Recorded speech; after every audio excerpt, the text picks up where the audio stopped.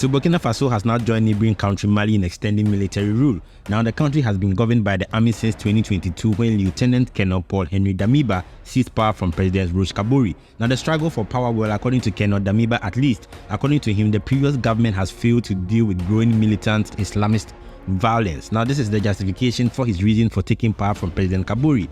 Now they say what is good for the goose is also good for the gander. That is why in September 2022, Captain Ibrahim Traore threw out Colonel Damiba. His argument was that it was necessary considering Colonel Damiba himself is unable to tackle the insurgency. Now pay attention, because Colonel Damiba seized power in the same year of 2022 in January. By September, he was ousted by Ibrahim Traore for not being able to combat jihadist rebels affiliated with Al-Qaeda. The interesting factor here is that Captain Ibrahim Traore promised to improve the country's security situation within 2 to 3 months and restore civilian rule within 21 months. However, since issuing the pledge, the captain has warned that elections are not a priority until territory is recaptured from jihadist forces so that all citizens of the country can vote. Obviously, you don't need to be told that the decision will not sit well with local political parties within the country. So according to local media reports, the various political parties as well as the former ruling majority were all absent at the start of the meeting. So if you know about military rule, it would mean that most political party activities have been suspended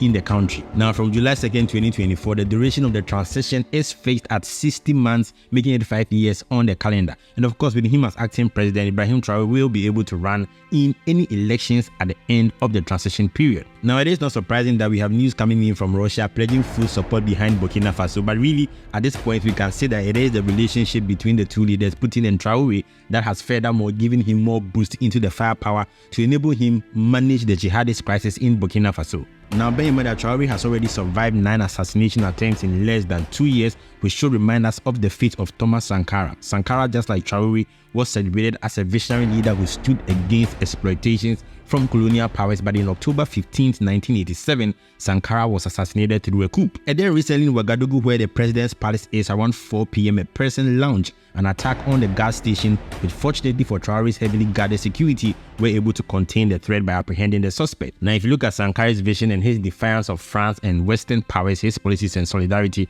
some of the things that he did when he assumed power was reducing the salaries of rich public servants. He forbade the use of government chauffeurs and convoys as well as first-class airline tickets, just like what Traore is doing. He opposed foreign aid. He said he who feeds you controls you, and he called for a united front of African nations to refuse to accept foreign debt. Now he forced rich politicians to pay 1 month's salary to public projects, and an interesting one which I'm sure you have heard of, he refused to use the air conditioning in his office on the grounds that such luxury was not available to everyone. Crazy. He even lowered his salary to $450 a month and limited his possessions to a car, 4 bikes, 3 guitars, a fridge and a broken freezer. Compare that to the leadership in your country. It should not be surprising that he quickly became a target to powerful external forces. That is why you shouldn't be fooled about his assassination. It was obvious it had the backing of powerful foreign forces. Guys, it is the same pattern for the current leader of Burkina Faso, who finds himself in the same series of assassination attempts for refusing to bow to colonial powers. So France's continuous push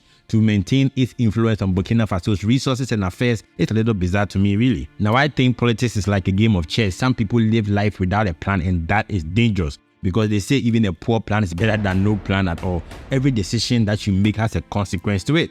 Just like politics in chess, they say move in silence, only speak when it's time to say checkmate. One thing I can bet is that Traore's predecessor Colonel Damiba didn't see this coming when Ibrahim Traore overthrew him. I also bet Traore's enemies didn't see his allegiance with Putin coming, because it has given him some sort of lifeline that has enabled him to evade the same fate Sankara faced in his regime. What can I say? We all watch the unfolding events in Burkina Faso. We see thousands of people affirm their endorsements of an extended transition period which has happened. And then just like Sankara, we have seen Traore review the salary of public servants because he believes it doesn't reflect the current conditions of the economic pressure in the country. So President Traore has put together a plan to restructure government salaries, something most politicians totally will not be happy about. President Traore's vision is to see a more unbiased distribution of wealth across the nation, and according to him, it will see a reduction in earnings for a certain class of people and an increase for another class of people. Again, something wealthy government officials will not be entirely happy about. And the rather funny comment that he made for those who were affected by the salary cuts to view them as a personal contribution to the nation's development, that